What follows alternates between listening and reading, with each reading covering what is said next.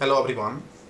आज से हम लोग जावा में यूनिट 6 को स्टार्ट कर रहे हैं और यूनिट 6 में हम लोग को पढ़ना है multi threaded programming and input output. इस यूनिट में जो टॉपिक्स दिए गए हैं, अगर इस टॉपिक को हम लोग ऑपरेटिंग सिस्टम जो पढ़े थे थर्ड सेमेस्टर में, तो ऑपरेटिंग सिस्टम में यूनिट 2 में हम लोग पढ़े थे प्रोसेस के बारे में। अगर प्रोसेस के टॉपिक से कंपेयर करके इस यूनिट के टॉपिक्स को हम लोग पढ़ेंगे तो काफ़ी इजी हो सकता है। एक्चुअल में यहाँ पे हम लोग बात करेंगे मल्टी थ्रेडेड में क्या आ रहा है। पहले आ रहा है थ्रेड, यानी कि थ्रेड क्या होता है। तो जो थ्रेड होता है वो प्रोसेस का एक पार्ट होता है। तो कुछ ऐसा टॉपिक्स हैं इसमें जो मिलता जुलता है ऑपरेटिंग सिस्टम के यूनिट 2 प्रोसेस से। यूनिट 2 में हम लोग पढ़े थे प्रोसेस के बारे में, क्या होता है प्रोसेस एंड प्रोग्राम में क्या डिफरेंस होता है।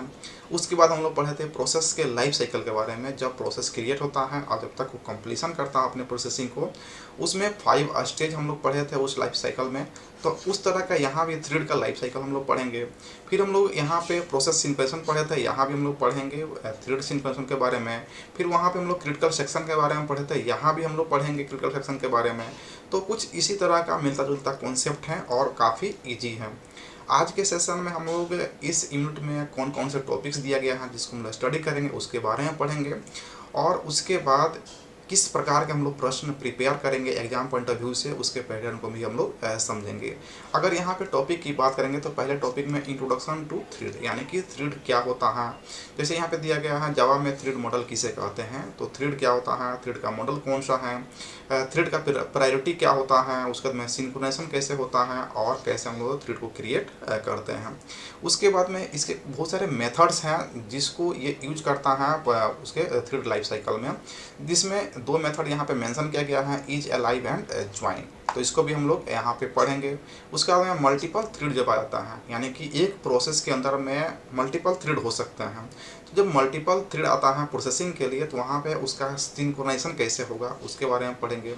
उसके बाद में दिया गया है इनपुट आउटपुट बेसिक्स, यानी कि जो स्ट्रीम होते हैं उसमें इनपुट आउटपुट बेसिक्स क्या हैं, स्ट्रीम किसे कहते हैं, कितने टाइप्स के होते हैं, जिसमें हम लोग बाइट स्ट्रीम और कैरेक्टर स्ट्रीम के बारे में पढ़ेंगे। उसके बाद में लास्ट में दिया गया है reading and writing console input and output, यानी कि कंसोल इनपुट आउटपुट के लिए रीडिंग राइटिंग या फिर रीडिंग एंड राइटिंग फाइल्स कौन कौन से होते हैं, इन सभी को यहाँ पे पढ़ना है यूनिट 6 में। तो ये सारे टॉपिक्स हैं जो यहाँ पे हम लोग को स्टडी करना है। अब इन सभी टॉपिक से किस प्रकार के प्रश्न पूछे जा सकते हैं जिसको हम लोग एग्जाम पॉइंट ऑफ व्यू से तैयार करेंगे, उसके पैटर्न को हम लोग यहाँ पे समझते हैं। तो कुछ क्वेश्चन यहाँ पे दिए गए हैं, जैसे आप यहाँ पे देख पा रहे हैं। पहला क्वेश्चन है व्हाट इज थ्रेड, थ्रेड क्या होता है। Explain life cycle of thread in Java, यानी कि थ्रेड किसे कहते हैं इसको डिफाइन कीजिए, और लाइफ साइकिल क्या होता है थ्रेड का जावा में उसको डिटेल्स में एक्सप्लेन कीजिए। तो इस तरह क्वेश्चन पूछे जा सकते हैं। सेकंड क्वेश्चन है what do you mean by resuming and stopping of threads, explain it, यानी कि रिज्यूमिंग और स्टॉपिंग थ्रेड्स किसे कहते हैं इसको एक्सप्लेन कीजिए। और ये प्रीवियस ईयर में पूछा जा चुका है, यानी कि ये 2019 में पूछा जा चुका है क्वेश्चन। नेक्स्ट क्वेश्चन है what do you mean by stream in Java, discuss it's type in brief, यानी कि जावा में स्ट्रीम से आप क्या समझते हैं और कितने टाइप्स के होते हैं उसको यहाँ पे डिस्कस कीजिए। नेक्स्ट क्वेश्चन है explain input and output console in Java, यानी कि जावा में जो कंसोल होता है उसमें इनपुट आउटपुट कंसोल को आप यहाँ पे डिफाइन करना है।